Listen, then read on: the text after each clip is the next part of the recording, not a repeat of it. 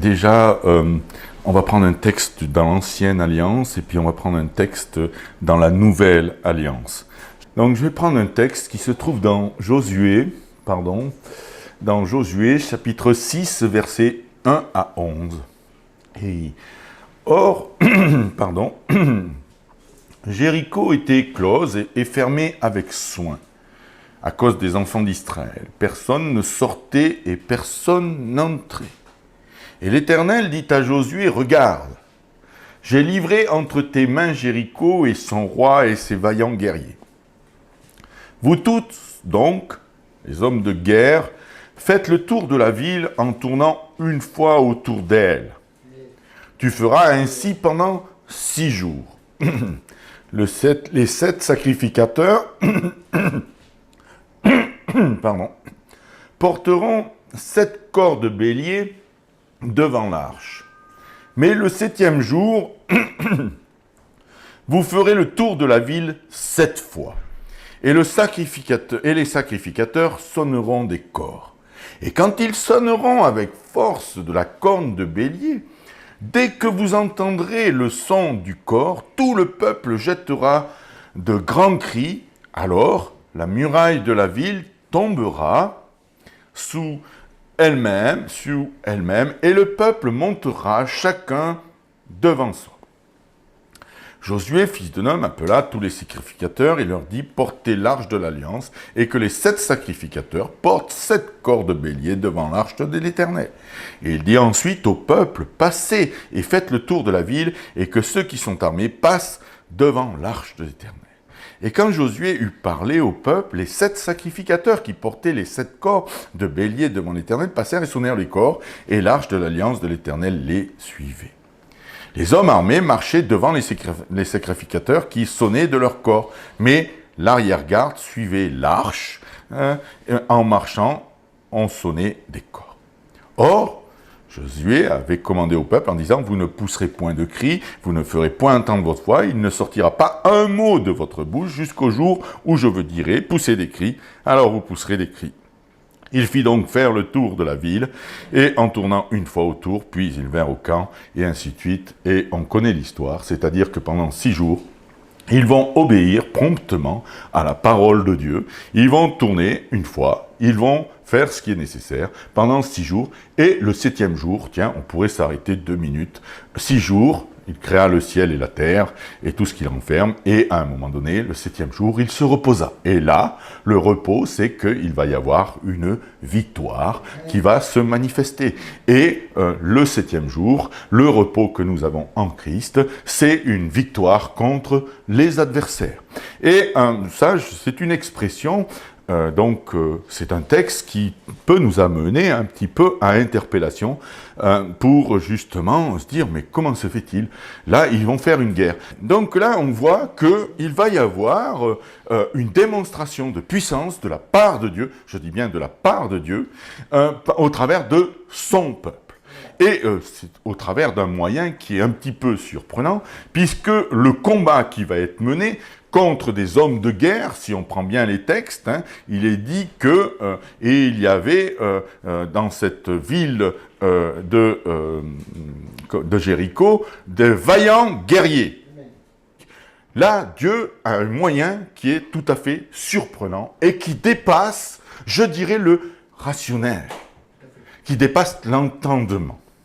Je développerai un peu plus tard. Il va y avoir même une parole qui va être donnée dans Josué, chapitre 6, versets 26 et 27. Donc, il va y avoir une victoire. Les murailles, naturellement, de Jéricho vont tomber suite à l'expression de cri et qui va être manifestée le 7e jour, après avoir tourné 7 fois.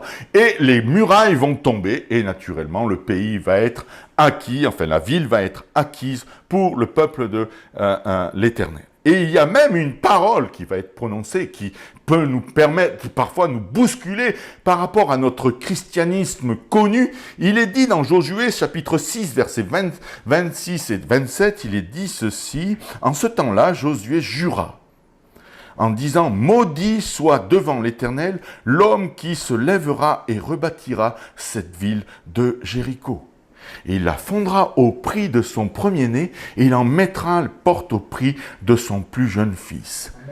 Et l'Éternel fut avec Josué, et sa réputation se répandit dans tout le pays. J'ai pris ce texte, c'est vrai que déjà, de savoir qu'il va y avoir une parole qui va être prononcée, prophétique, et il faut savoir que celui qui a voulu rebâtir Jéricho a été sous le joug de cette parole. Elle s'est accomplie. Il y a d'un homme qui a voulu rebâtir Jéricho, il a perdu son fils aîné et il a perdu les autres membres de sa famille. Cette parole s'est accomplie. Ça paraît un petit peu difficile à accepter, nous qui nous devons être de ceux qui manifestent la charité, la bonté, la bienveillance. Comment se fait-il qu'un verbe aussi violent et virulent puisse sortir au travers d'un homme de Dieu dont il est dit « L'Éternel fut avec Josué et sa réputation se répandit par tout le pays ». Sa réputation, alors on va l'étudier, c'est ce que je vais faire ressortir à un moment donné, c'est-à-dire que plus nous obéissons, plus nous marchons avec le Seigneur, et même quand il nous donne, je dirais, des directions qui sortent du rationalisme, qui sortent, je dirais, du naturel, si nous obéissons, nous sommes sûrs d'être un homme qui, à un moment donné, verra quoi ? Une gloire personnelle? Non. Verra que Dieu est avec lui et que, justement, il sera de plus en plus fort et influent. Naturellement, le message que je peux donner ce matin peut être très dangereux, permettre des excès et des déviances incroyables. Je peux, selon ce qui est écrit déjà et retranscrit pour notre instruction, je vais vous dire, ça peut amener à beaucoup de déviances et beaucoup de débordements.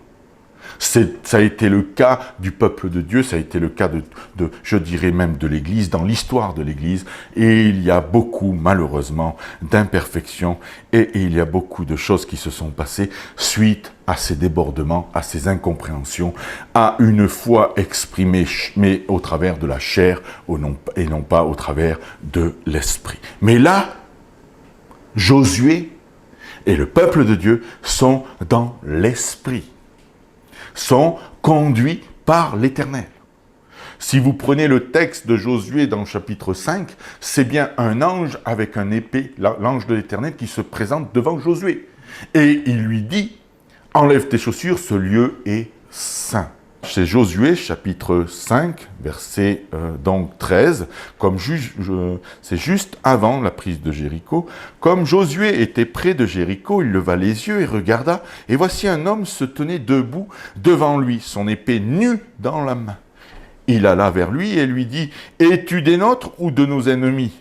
Il répondit, « Non, je suis le chef de l'armée de l'Éternel. J'arrive maintenant, Josué. » Josué tomba sur le visage contre terre, adora et dit, « Qu'est-ce que mon Seigneur dit à son serviteur ?»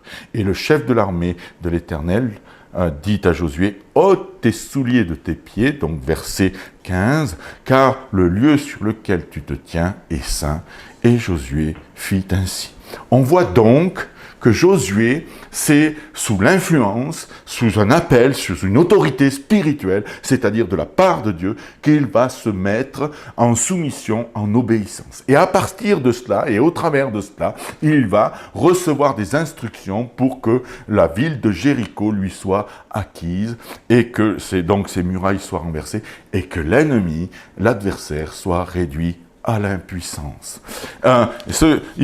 Josué sera tout autant conduit par l'Esprit pour justement prophétiser, pour dire une parole qui s'accomplira quelques siècles plus tard. Je vais vous donner un autre exemple, mais là dans le Nouveau Testament.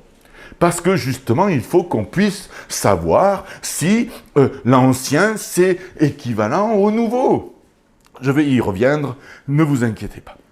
Dans Acte 13, versets 6 et 11, il est dit ceci, « Ayant ensuite traversé l'île jusqu'à Paphos, ils trouvèrent un certain juif, magicien et faux prophète, nommé Bar-Jésus, et qui était avec le consul Sergius Paulus, on est bien à l'époque donc des Romains, hein, Sergius Paulus, homme intelligent, celui-ci ayant fait appeler Barnabas et Saül, désira entendre la parole de Dieu.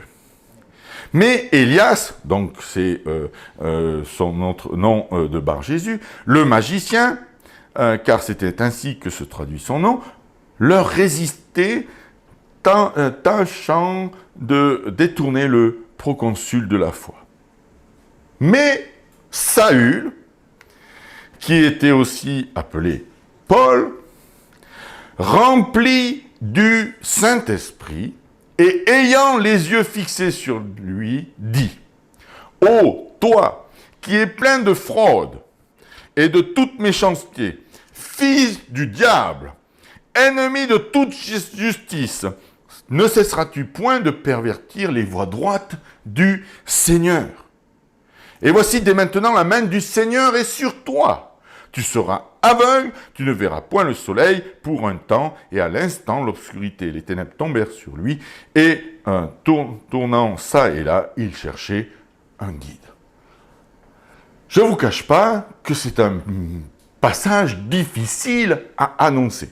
D'habitude, quand on prend des textes bibliques et qu'on cherche, je dirais, à approfondir, à voir la corrélation dans laquelle on pourrait être, on trouve très très facilement des textes. Sur la page 1, 2, 3, 4, 5, je n'ai trouvé aucun message concernant ce passage.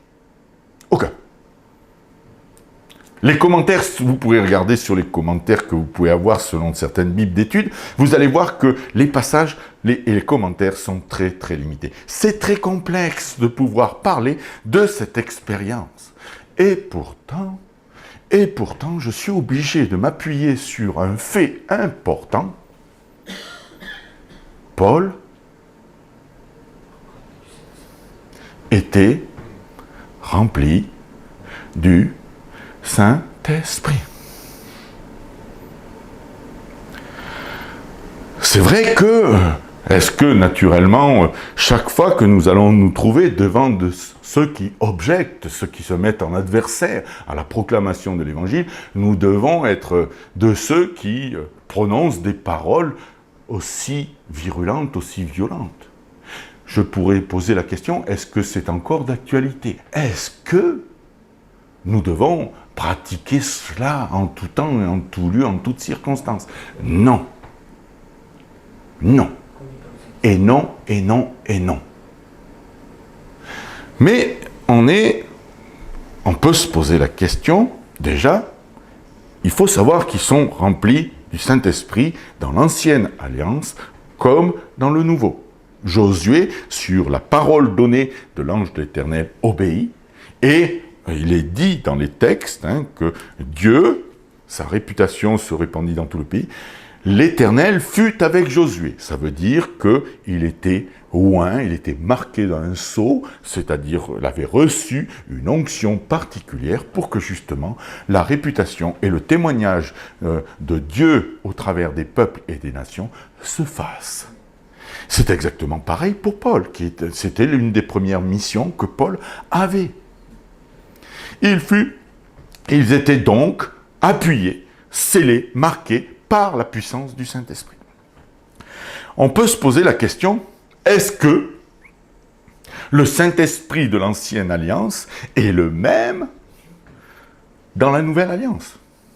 Si la réponse est oui, dans ces cas-là, il va falloir prendre en considération pour notre instruction toute la plénitude de ce livre qui nous a été laissé et qui a été gardé précieusement, puisque dans les textes de Jérémie, il est dit que Dieu a gardé sa parole, et si nous restons encore de ceux qui veulent se laisser instruire et enseigner, il est dit que cette parole inspirée, toute la parole est inspirée de Dieu pour notre instruction. Vous m'entendez souvent reprendre ces exemples, mais je suis obligé de rester sur ces fondements pour qu'à un moment donné, toute expérience, que ce soit dans l'Ancien ou dans le Nouveau Testament, soit pour nous une source d'instruction et de connaissance.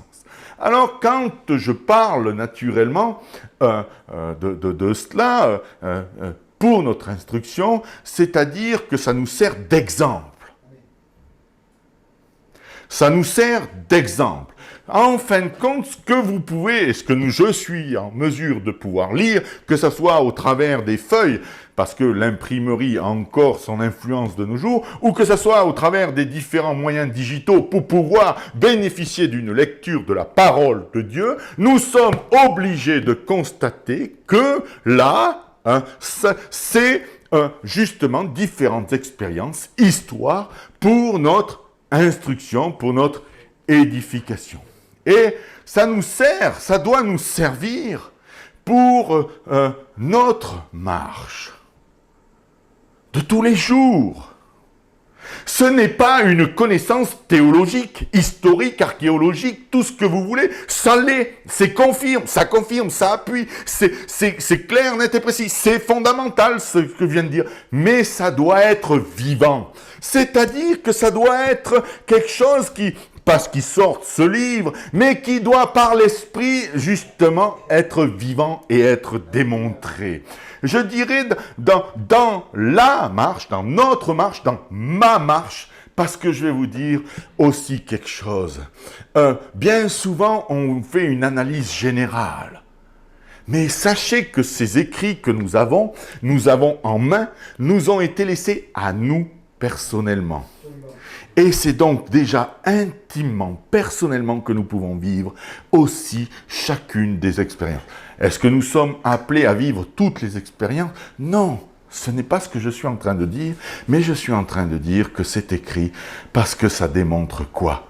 Ça démontre que quoi déjà? C'est que l'homme est faible, mais que Dieu est tout-puissant. Ça démontre que dans notre incapacité, lui est capable de faire la différence. Ça démontre, en fin de compte, cette Bible extraordinaire parle de celui qui est Dieu et qui est celui qui est amour, qui nous aime qui nous aime et qui le manifeste encore en ce jour. Parce que qui a encore les yeux ouverts ce matin dans cette pièce ou ou alors peut-être au bénéfice justement du mouvement et de l'air et de l'être. C'est la bonté de Dieu qui nous couvre. C'est sa fidélité qui est là. C'est son amour qui est là, qui nous environne. Je vais continuer donc avec aussi ce que je dois vous donner. Quand on parle d'instruction, je reviens là-dessus. Bien souvent, on veut avoir une connaissance, un enseignement, à juste raison. Et il faut savoir approfondir les textes, il faut savoir chercher les contextes et le reste. Il doit y avoir pas seulement un enseignement, il doit y avoir aussi une connaissance ou une doctrine, mais ça doit être vivant. Beaucoup de personnes connaissent, pensent savoir, mais peu vivent. Je m'entends bien, vous m'entendez bien. Beaucoup savent ou pensent savoir, mais peu vivent. Je vais y revenir à la fin du message et je vais vous donner des exemples comme quoi la connaissance peut être une source de méconnaissance, d'erreur. Mais je vais revenir sur ce que j'ai pu lire et ce qui m'a un petit peu travaillé et qui justement a été source, je dirais, de réflexion et de méditation. J'ai lu un texte qui concernait un grand homme de Dieu qui s'appelle Daniel Kolanda. Cet homme de Dieu est vraiment un homme de Dieu. Entendez bien mon langage et mon expression. C'est un homme de Dieu. Ça fait 5 générations qu'il serve le Seigneur. Donc, déjà, je vais me servir de cela. Il bénéficie déjà de tout ce que ses ancêtres ont pu déjà mettre en pratique. Et il fait partie d'une génération qui, naturellement, se trouve dans un environnement très aisé. Donc, cet homme bénéficie de 5 générations. Il a déjà un environnement, un cocon, je dirais spirituel, pardon de dire cela. C'est un homme de Dieu, c'est un homme qui prêche, c'est un homme qui a vécu des expériences douloureuses. Sa famille a vécu des expériences douloureuses. Je ne remets pas en cause, mais il y a déjà une autorité qui l'environne, qui le préserve, qui est là. dont il bénéficie et dont il n'a jamais participé, si ce n'est donc son actualité, dans son contemporain. Cet homme de Dieu est un homme d'onction, c'est un homme qui voit des miracles et des prodiges dans sa vie de tous les jours, qui exerce le ministère, mais c'est un ministère évangéliste. Et ce ministère évangéliste, à un moment donné, lui, il veut parler de différentes expériences qu'il a vécues, et il a sorti un ouvrage qui s'appelle « Terrasser les dragons ». Mais moi, je vous dis franchement, attention. Vous allez me dire, je prends un risque ce matin? Non, je ne prends pas de risque. Parce que ce que je lis, moi, et ce qui ressort de son chapitre 6 de son ouvrage, qui ressort pour beaucoup de chrétiens, surtout charismatiques et pentecôtistes, déjà, il y a un ciblage, il y a une segmentation qui est faite. Et ça, c'est dangereux, parce que le corps de Christ n'a pas de segmentation. Et de vouloir absolument mettre cette segmentation, c'est dangereux, parce que ça peut générer chez n'importe qui, le charismatisme et le pentecôtisme, quelque chose qui peut être conduit dans l'erreur. Ce message est trompeur. L'idée du combat spirituel est souvent concrétisée de façon physique. C'est ce qui est pratiqué, c'est-à-dire qu'il y en a, pour pouvoir vivre un combat spirituel, peuvent recevoir de la part de Dieu, je dis bien, peuvent recevoir de la part de Dieu, à faire certains gestuels, certaines chorégraphies, certaines manifestations, qui vont confirmer et appuyer, et qui vont être une source, justement, de combat et de démonstration d'armes pour combattre, et qui vont avoir même une victoire. Donc là, vous verrez parfois des réunions de prière avec des intercesseurs agitant les drapeaux, soufflant dans les chauffards, dansant prophétiquement, ou même faisant des gestes physiques qui ressemblent à un combat physique à un adversaire invisible. Donc là, on est obligé de constater que le message, il est très clair. On cible quoi? Le pentecôtisme, on cible le charismatique, on cible maintenant ceux qui peuvent agiter des drapeaux, qui peuvent souffler dans un chauffard, qui peuvent danser prophétiquement ou faire des gestes physiques qui ressemblent à un combat contre un adversaire invisible. Il est crucial pour nous, et là je viens, de comprendre que néanmoins que la plupart des guerres spirituelles ne sont pas toutes combattues de cette façon. Je suis obligé de dire qu'il met une certaine nuance. Mais n'empêche que le terme employé, s'il n'y a pas cette nuance qui est lue derrière, va être sorti de son contexte et va être une source d'erreur.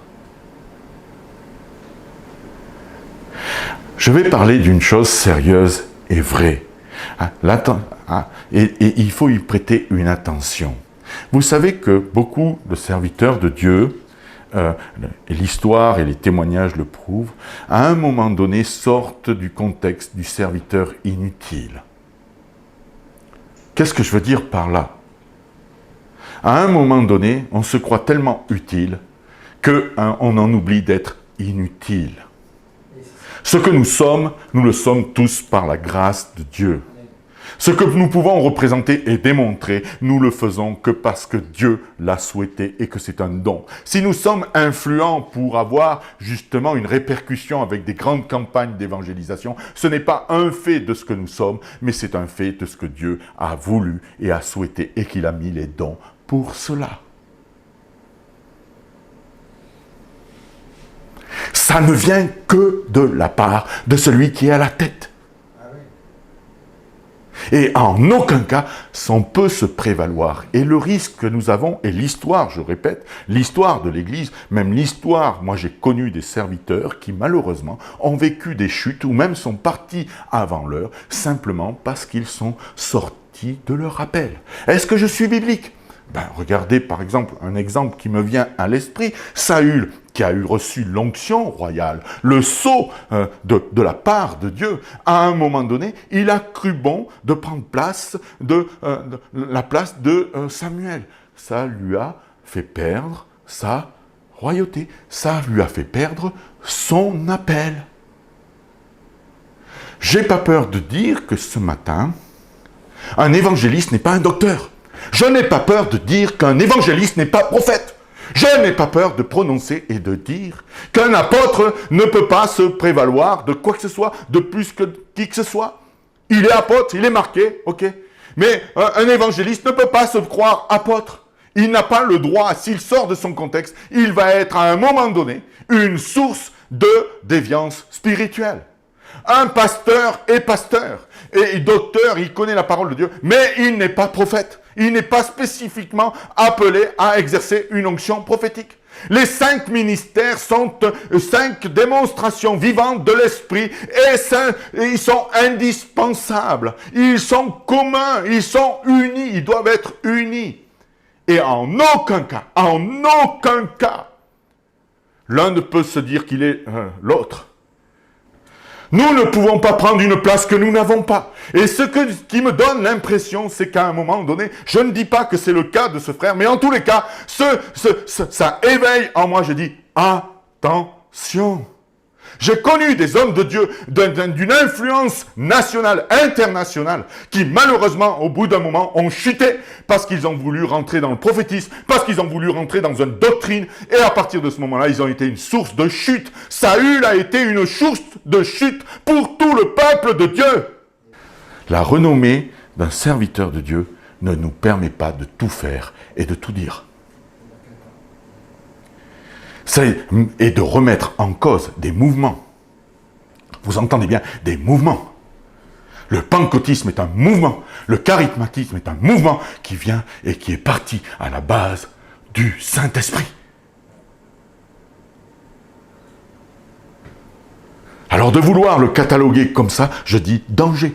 Et il y a des danses, des expressions qui peuvent justement être source de délivrance.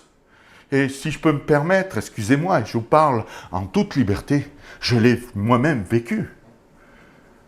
Alors, être remis en question comme ça, simplement parce qu'une danse s'est exprimée au travers de ma vie, je serai encore sous des chaînes que vous n'imaginez même pas. Cette limitation, pour moi, je la dénonce. Je la mets à la lumière, je dis stop! Naturellement, au travers de cet article, au travers de ce livre, il y a des fondamentaux justes, il y a des fondamentaux purs. Je vais vous dire qu'il y a des fondamentaux sains. Je remets pas en cause, et comprenez bien ma démarche, je remets en cause ce qui, justement, pourrait être une source, malheureusement, de frein, de limitation. Alors que toutes les Écritures, notre instruction est faite au travers d'expériences de celui qui est en mesure de faire l'impossible, au travers de choses qui dépassent l'entendement et la réflexion et la sagesse humaine.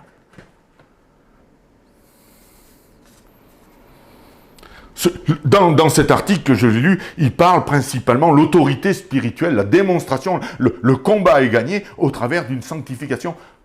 Je ne suis pas là et je ne peux pas dire ce matin que sans la sanctification, je suis obligé de dire sans la sanctification, nul ne peut être agréable au Seigneur.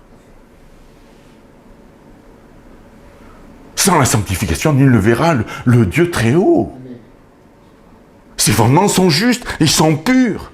Mais au nom de cela, est-ce que je dois limiter, parce que ma marche est d'amener toute pensée captive à l'obéissance de Christ, parce que ma marche, écoutant et entendant la parole de Dieu, je mets mon être tout entier, je me soumets à cette parole vivante, et je lui dis maintenant à tous mes états d'âme, à toutes mes émotions, à tous mes désirs, mes pulsions, mes souhaits, j'assujettis, je fais en sorte que, au travers de cette parole, je prends position, c'est-à-dire de me trouvant en mesure de faire et d'ayant accompli, je veux dire, ôte-toi de là, et de savoir cette sanctification, non seulement par la parole, ce saint conseil, ces saints oracles qui me sont donnés, d'avoir aussi, de recevoir la puissance, mais aussi, pour pouvoir recevoir la puissance, de savoir que tout est accompli. Dans le Christ, j'ai la complète et totale victoire. Dans le Christ, je suis complètement maintenant en mesure de pouvoir rayonner et de resplendir. Dans le Christ, l'adversaire perd ses droits. Je suis en mesure d'être un instrument par l'Esprit pour justement venir en soutien, non seulement pour ma vie, mais pour la vie d'autrui. C'est notre appel, c'est notre mission, c'est notre engagement que nous avons pris quand nous avons été immergés et que nous avons été relevés.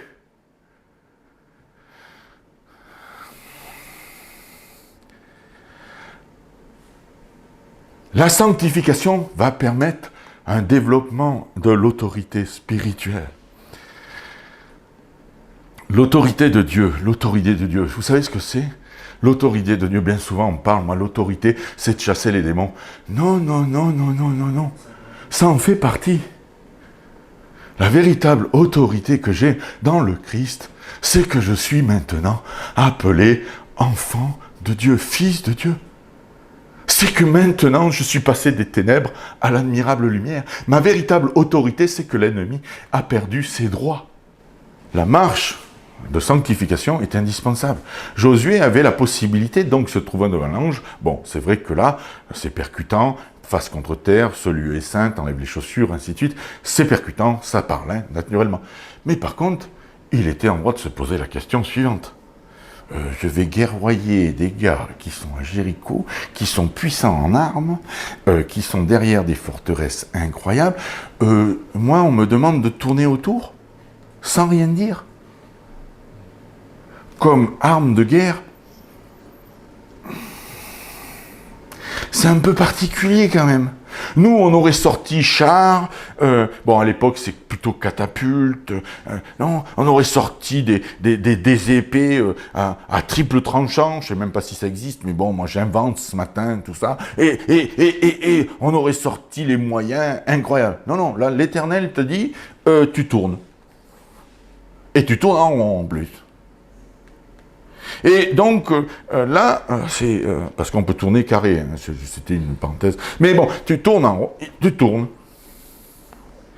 Et là, il était en droit de se dire, mais, Seigneur, t'es sûr? Il sait que c'est l'Éternel qui lui parle. Il sait que c'est l'Éternel qui le conduit. Il obéit. Et ça, c'est la sanctification.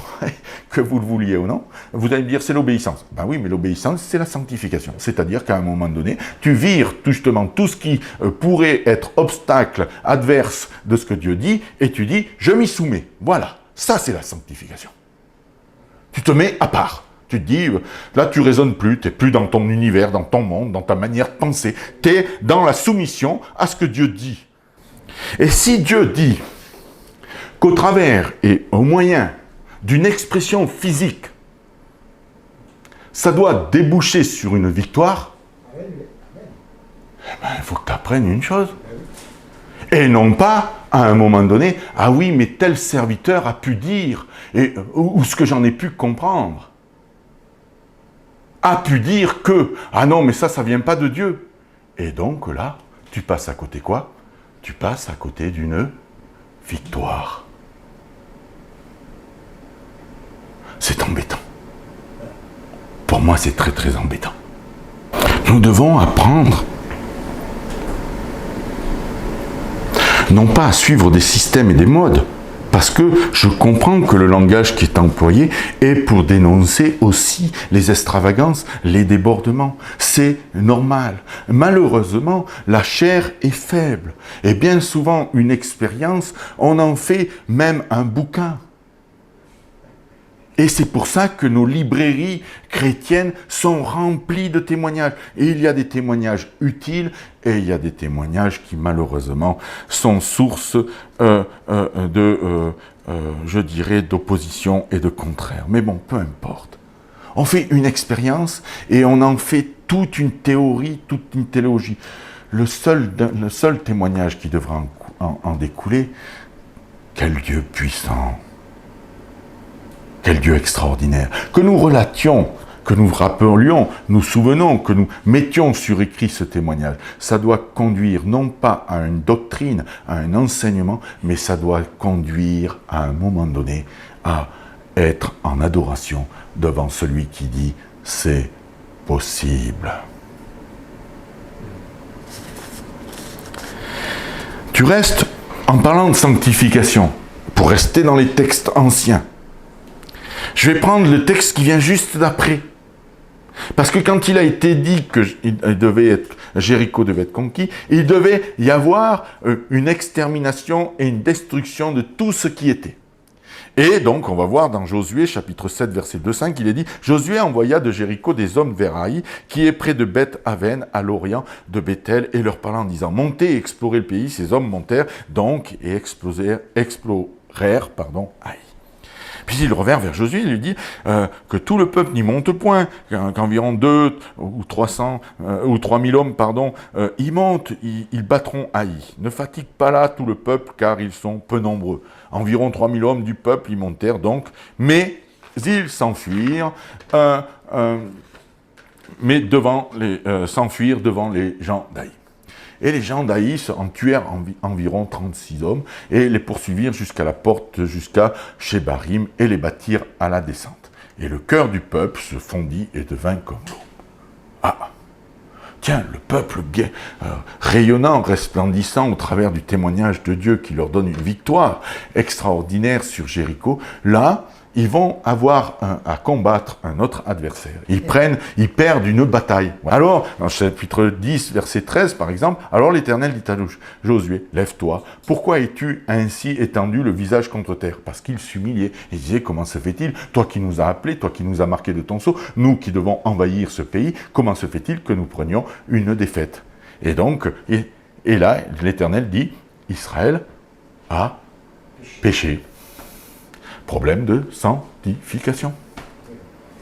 Dieu donne un avertissement, Dieu donne une direction, elle n'est pas écoutée à partir de ce moment-là, et il y a une chose, cette désobéissance conduit à la défaite.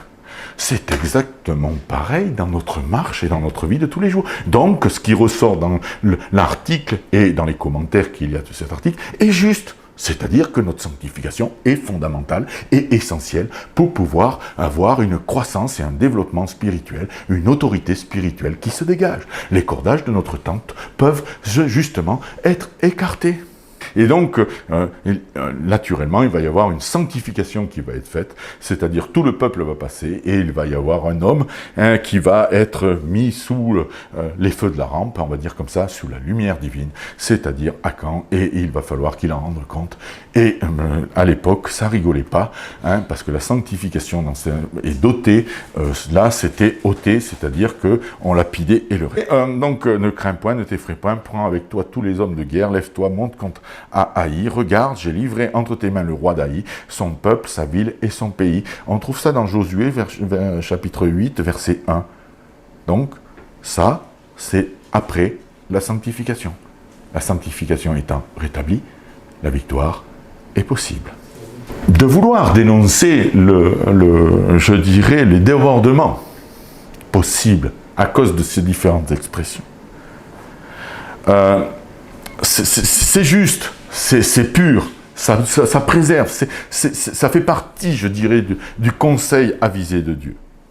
Mais en tous les cas, cette influence-là ne doit en aucun cas écarter le possible de Dieu. Vous m'entendez bien? C'est le sens du message, c'est fondamental.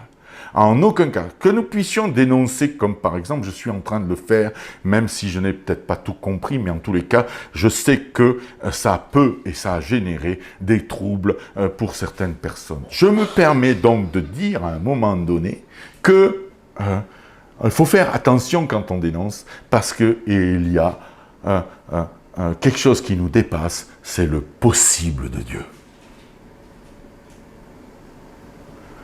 Nous devons apprendre à dépendre de lui et de lui seul. Et il faut naturellement être rempli du Saint-Esprit. Reprenons les textes dans Actes. L'apôtre Paul est rempli du Saint-Esprit. Josué est conduit par le Saint-Esprit. Quand il se met face contre terre, il cherche la face de Dieu. Il est conduit. Quand on cherche Dieu, Dieu se laisse trouver et Dieu parle. Et quand Dieu parle et qu'il dit qu'il faut ôter, et que le serviteur fait en sorte que ça soit ôté, ou que l'âme fait en sorte que ça soit ôté, eh bien, je vais vous dire, la victoire est déjà là. Alléluia.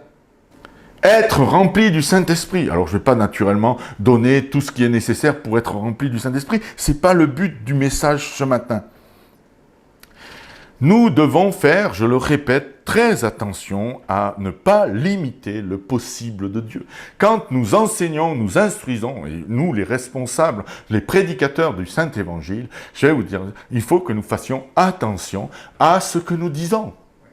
Nos convictions personnelles ne sont pas paroles d'évangile. Je prends le risque de dire ça alors que je suis en train d'annoncer l'évangile. Maintenant, c'est à vous de voir et de sonder si selon je suis dans l'esprit et si je suis selon les Saintes Écritures. Vous en faites et il en découle tout ce que vous voulez. Moi, personnellement, je suis obligé d'être en mesure d'annoncer ce que j'ai reçu de la part du Seigneur. Depuis le commencement de l'établissement de l'Église, il y a toujours eu une opposition. Une opposition à la démonstration même de la puissance de Dieu. Jésus lui-même chassant les démons, je ne vais pas revenir sur les textes que j'ai pris la semaine dernière, mais Jésus chassant même les démons a été mis au rang de Belzébul, de celui qui chasse les esprits au travers de l'esprit du diable. Et pourtant, ceux qui étaient tenus et enchaînés par le diable étaient libres. Et pourtant, cette démonstration était, selon les textes d'Ésaïe, celui qui est venu libérer les captifs. Mais une connaissance, une limitation, une restriction empêchait de voir que c'était non seulement c'était une œuvre extraordinaire venant de Dieu, le peuple était dans l'extase, mais tous ceux qui avaient la connaissance, par contre, étaient en opposition. Je vais y revenir là-dessus plus tard, naturellement. Et donc, il y a même de ceux qui croient au miracle, et qui sont même des instruments pour démontrer les miracles, mais qui, à un moment donné, pensent et croient, par leur conviction, par moult raisons, ou par justement connaissance de déviance, ils croient que et tout ce qu'ils disent, c'est parole d'évangile. Ils en oublient une chose fondamentale, c'est que déjà, ils ne sont pas tout seuls. Et il y a moult autres serviteurs de Dieu. Et il y a une complémentarité et une unité qui doit être conservée. Je dis bien une unité qui doit être conservée. Nos convictions, c'est une chose. La réalité de l'esprit en est une autre pour certains. Mais je vous dis, il y a des hommes de Dieu qui vivent le miracle tous les jours et pourtant qui vont être une source d'adversité pour une autre expression du possible de la puissance de Dieu par le Saint-Esprit au travers d'autres personnes.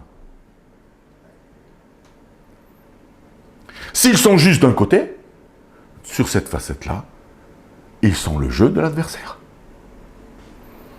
Je le répète, il faut rester à notre place. Et notre influence que nous avons en tant que serviteurs doit être justement de serviteurs inutiles et on doit pouvoir accepter les différents ministères et expressions. Ça ne veut pas dire qu'on est ouvert à tout esprit. Il faut rester à notre place. Notre influence doit être en mesure justement de savoir que nous sommes limités. Et qu'avant de prendre une position et de écrire et de vouloir communiquer, il faut peut-être en mesurer toutes les portées. Et il y a même ce fait, et je le dis ce matin, certains serviteurs de Dieu qui oublient, même serviteurs à leur insu deviennent des moyens idolâtres. C'est-à-dire que le peuple pense que ce serviteur, parce qu'il y a, je dirais, une démonstration vivante, puissante de la part de Dieu au travers de cet appel, il pense que, et ça devient une idole. Et là, on change de pôle donc. Au lieu que ce soit le Dieu très haut, l'Éternel des armées et son Fils unique, qui soit honoré et glorifié. Moi, un jour, on m'a dit, oui, mais ce que tu es en train d'exprimer, ce sont des serviteurs, des hommes de Dieu d'un haut rang. C'était des sacrés personnages, des vrais. Ils avaient une marche qu'ils démontraient. Ben oui, c'est normal. Mais comment se fait-il que, et dans les Écritures, il est dit que nous sommes semblables à Élie, que notre prière est possible autant influente que celle d'Élie. Comment se fait-il donc d'entendre moi ça, c'est des hommes, des vrais carrures, ça veut dire que celui qui est tout petit, et je vais y revenir tout à l'heure, qui n'a pas, je dirais, d'influence pour l'instant, qu'on le veuille ou non, l'Éternel est fidèle. Et il est le Dieu de l'impossible. Pierre a été repris par Paul. Attendez, c'est Pierre et Paul. Est-ce qu'il a été repris? Ouais, moi je vais vous donner un exemple. C'est simple. Paul, à un moment donné, dans les Actes, il dit je vais aller à tel endroit. Non. Arrêté par le Saint-Esprit. Tiens, c'est marrant ça. C'est quand même Paul. Il a sorti moult épîtres. Qui sait qui est son Dieu? Qui est son maître? C'est Dieu. Et c'est pour ça qu'il y avait des déviances dans les Écritures qui disent « Moi je suis de Paul, moi je suis de Pierre, moi je suis de ci, de pi, patin, patati, patata. » Je vous confirme tout ce qui est écrit. L'influence.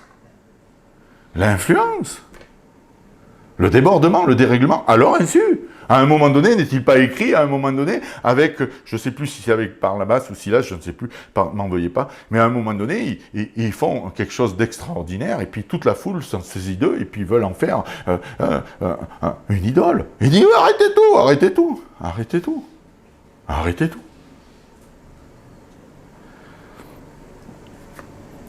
Tout serviteur de Dieu, je répète, tout serviteur de Dieu a une limite. S'il ne l'a pas, à un moment donné, ça devient dangereux.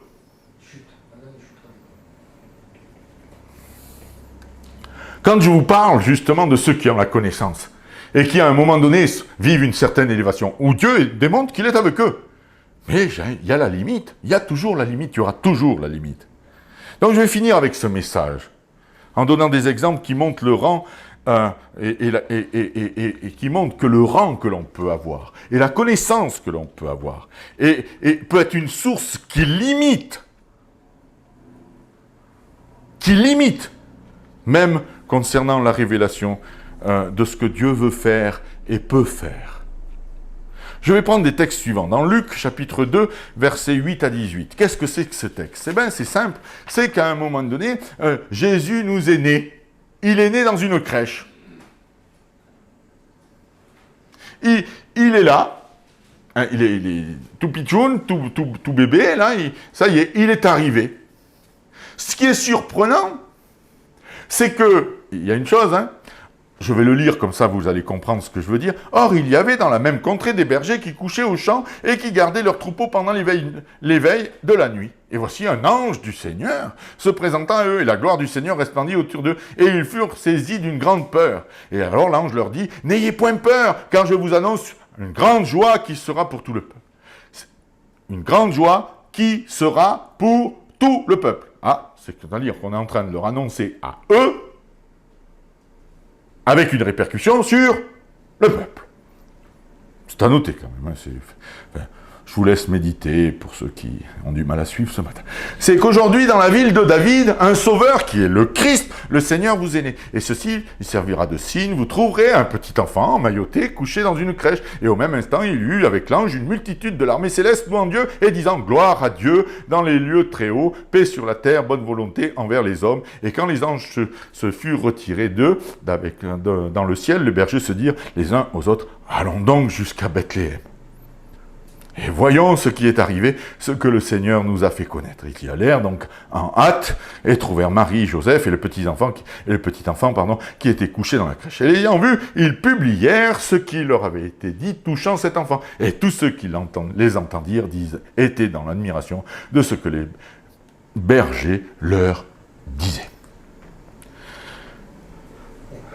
Je vais me calmer parce que sinon ça va être une intonation de voix qui risque d'être coupée. Mais sincèrement,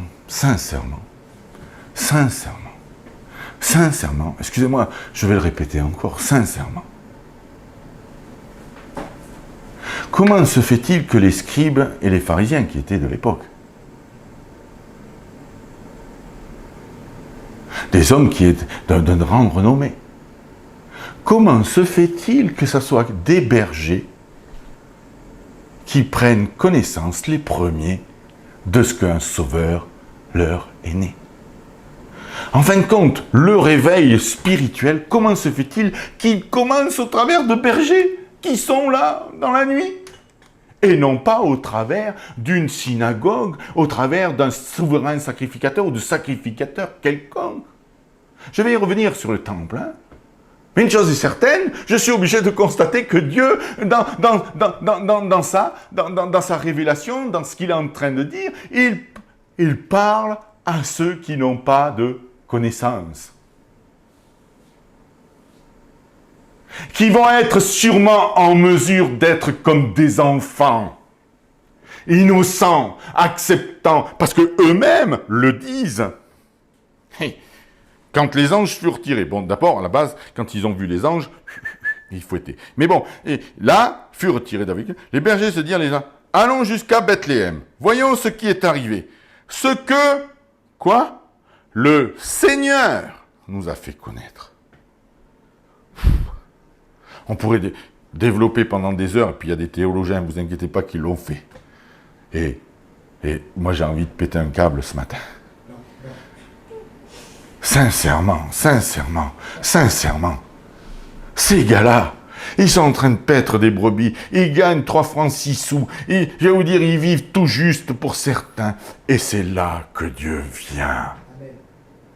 Il ne vient pas chez le souverain sacrificateur avec un cheval blanc et puis une grande tunique rouge, l'épée ardente, les yeux resplendissants. Il ne vient pas voir le souverain sacrificateur en disant « Oh, tu sais, à Bethléem, il est né Jésus, le Christ, celui que tu attends, dont tu sais, dont il est écrit. »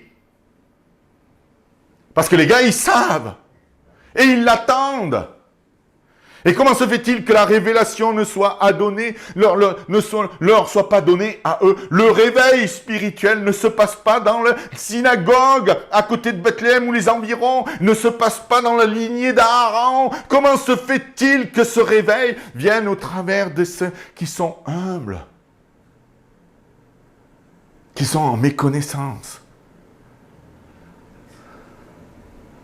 Le formatage théologique, le formatage traditionnaliste, le formatage nous empêche de voir des réalités spirituelles qui se manifesteraient même à nous, nous ne le verrions même pas. Nous sommes de ceux qui sont limités.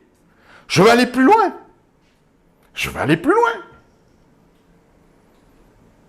Marie, c'est-à-dire, on trouve ça dans les textes qui suivent, toujours dans Luc, chapitre 2. Qu'est-ce qui se passe? Ils vont présenter l'enfant. Ils vont présenter quoi? Ils furent accomplis pour circoncire l'enfant. Il fut appelé Jésus, son nom qui lui avait été donné par l'ange, afin qu'il fût conçu dans le sein de la mère. Avant qu'il fût conçu dans le sein de la mère. Et quand les jours de leur purification, selon la loi de Moïse, furent accomplis, on apporta l'enfant à Jérusalem pour le présenter au Seigneur. Qui va accueillir le Christ au temple?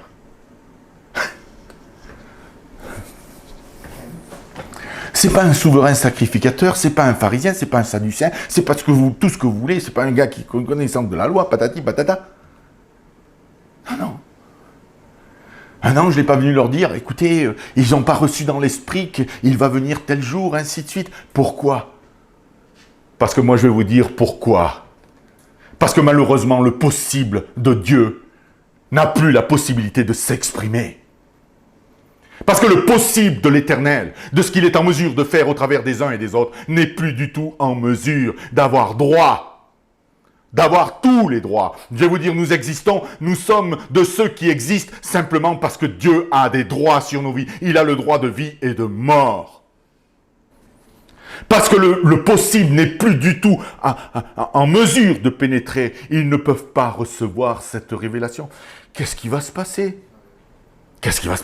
Siméon, cet homme était juste et pieux. Il attendait la consolation d'Israël. Et le Saint-Esprit était sur lui. Tiens, un homme qui avait le Saint-Esprit du temps de la loi. Oh, c'est bizarre ça. Ben, je ne vais pas m'écarter. Mais en tous les cas, il avait été averti divinement par le Saint-Esprit, tiens, c'est pas un ange, le Saint-Esprit, qu'il ne mourrait point qu'auparavant il n'ait vu le Christ, le Seigneur. Il vint au temple par l'Esprit. Et quand il voit l'enfant, il le prit dans ses bras, bénit Dieu.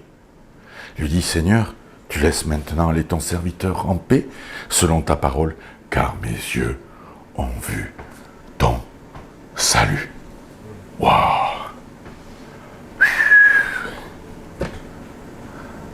Il ne verra pas la femme tourmentée pendant plusieurs années par un esprit courbé être délivrée de la part de Jésus.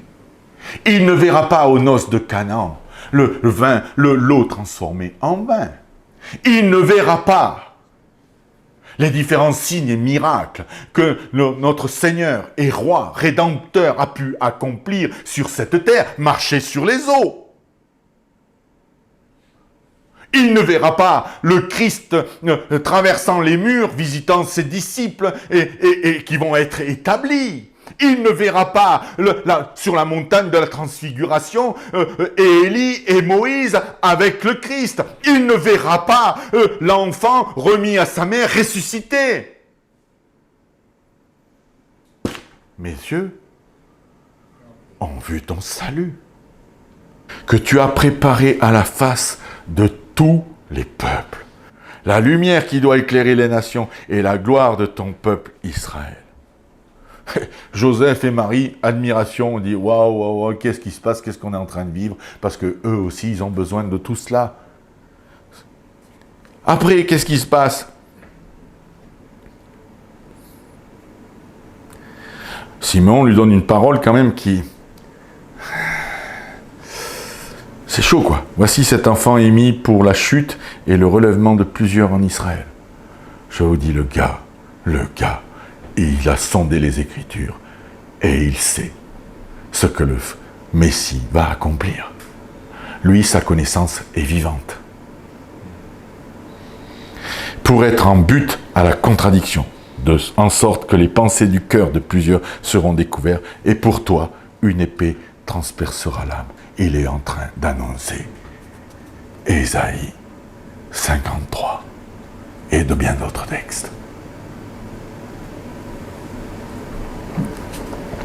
Alors, 36.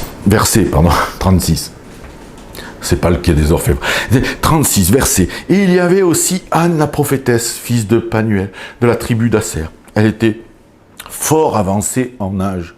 Elle avait vécu avec son mari 7 ans depuis sa virginité. Elle était veuve, âgée d'environ 84 ans. À l'époque, c'est un beau score, hein, je peux vous l'assurer. Elle ne sortait point du temple. Elle n'allait pas à Carrefour, quoi. Ou elle n'allait pas étudier, je dirais, les Saintes Écritures dans des facultés et le reste, où il n'allait pas faire... Non, elle était dans... servant Dieu nuit et jour en jeûne et en prière. Étant survenue à cette heure, elle louait aussi le Seigneur. Elle parlait de Jésus à tous ceux de Jérusalem qui entendaient la délivrance d'Israël. Le sceau de l'Esprit de Dieu, l'onction là, qui est en mesure de voir, ce sont des personnes simples. Ce que j'essaye de faire ressortir, parce qu'il y a des hommes et des femmes qui font des démarches de recherche et de quête qui se trouveront automatiquement au profit de pouvoir y voir clair. Et de voir donc, pourquoi je dis ça au fait? Parce que nous sommes en connaissance de ce que Dieu a créé le ciel et la terre par sa parole, et il a fait en sorte que Christ vienne au milieu de nous, parce que nous étions dans l'incapacité d'être je dirais, agréable et de bon honneur à l'égard de Dieu, et qu'il fallait qu'il y ait une justice qui vienne, et c'est pour cela qu'il a pourvu, et que nous sommes donc au profit du sacrifice de Jésus. Nous sommes obligés de constater qu'au travers de son ministère, il a fait des signes et miracles, et nous sommes obligés de constater qu'il valait mieux qu'il s'en aille pour que nous recevions la puissance du Saint-Esprit, après avoir accompli ce qui était indispensable pour que quiconque croit en lui ne périsse point, mais qu'il ait la vie éternelle, c'est-à-dire que le sang nous lave et nous purifie de tout péché et de toute iniquité. On est bien d'accord sur ce principe. Maintenant, qu'est-ce que nous sommes en mesure de vivre dans l'actualité? Nous sommes dans l'attente de son retour.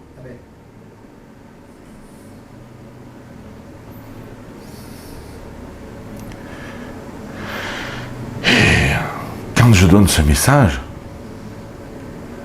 j'aimerais pas que nos connaissances, je dirais même nos divagations, nos limitations, nous empêchent de voir les signes qui précèdent et qui annoncent et qui manifestent le retour du Christ.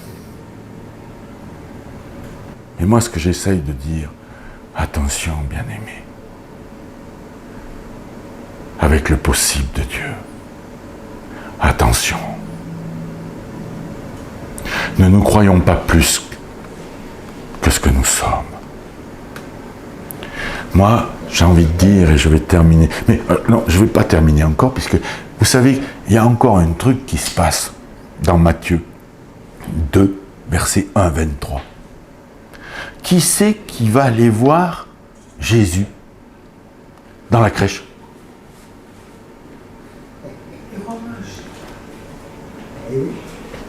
Les rois mages. D'où ils viennent, ceux-là? D'où ils viennent? J'en sais rien. Sincèrement, j'ai pas étudié, j'ai pas approfondi, j'en suis vraiment désolé. Je suis vraiment désolé. Mais c'est pas des gars du peuple de Dieu, c'est des mages. Ils viennent de je sais pas où, ils arrivent. Et coucou, il paraît, nous avons lu dans les astres que un roi, un seigneur est né. Oh, l'autre.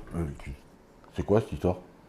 Il convoque même les responsables de la loi à cette époque-là, le roi Hérode. Il dit, hey, qu'est-ce qui se passe? Il y a un truc là, il y a un roi qui est au milieu de vous là. Et les autres, ils disent, oui, mais ils ne sont pas à la crèche. Ils n'ont pas vu. Eux, ils donnent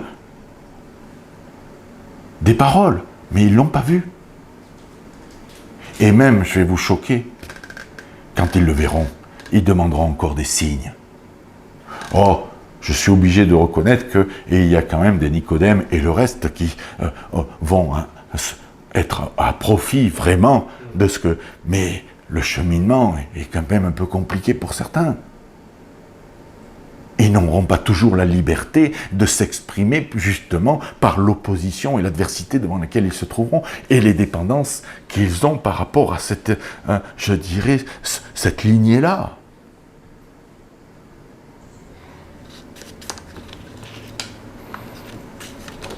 Les mages, ils arrivent, déposent des présents. Ils ne sont pas du peuple d'Israël. Parfois, Dieu est surprenant. Parfois, Dieu sort de nos rationalismes, sort de notre intellect, de nos états d'âme, de nos pulsions, sort de, je dirais, de nos émotions, sort de ce que nous pouvons représenter, croire.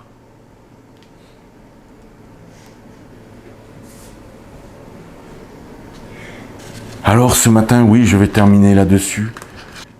Oui, Dieu va se manifester. Dieu va honorer sa parole. Christ revient. Nous avons des tas de textes qui nous l'affirment. Nous pouvons les étudier. Sachez que, et il y a beaucoup de choses qui sont déjà des signes qui l'annoncent. Mais ne soyons pas de ceux qui limitent et qui veulent limiter l'expression du royaume de Dieu pour l'édification de tous. Parce que, si vous voulez, s'il n'est pas encore revenu, vous savez pourquoi il n'est pas encore revenu? Parce qu'il exerce sa patience et parce qu'il y a d'autres personnes qui doivent rentrer dans le plan de salut. Et ne soyons donc pas une occasion de chute pour ceux qui doivent y rentrer. Soyons de ceux qui croient et qui espèrent que c'est possible. Et que nous exprimions ce possible, dans la mesure du possible, nous concernant. Amen.